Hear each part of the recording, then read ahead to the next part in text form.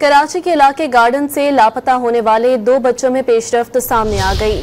सुराग रसा कुत्ते ने लियारी कश्ती मस्जिद के करीब बच्चों की मौजूदगी की निशानदही जाहिर कर दी और एनी शाहिद से बयान भी ले लिया।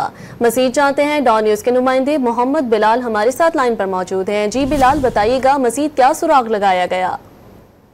जी बिल्कुल, पुलिस हुकाम की जानिब से ये बताया गया है कि हैदराबाद से मंगवाए गए सुराग रसा कुत्तों की मदद से एक मकाम की निशानदेही हुई है। कुत्ते को बच्चों के कपड़े सुखाए गए थे। सुराग रसा कुत्ता लियारी कश्ती मस्जिद के करीब जाकर रुक गया था।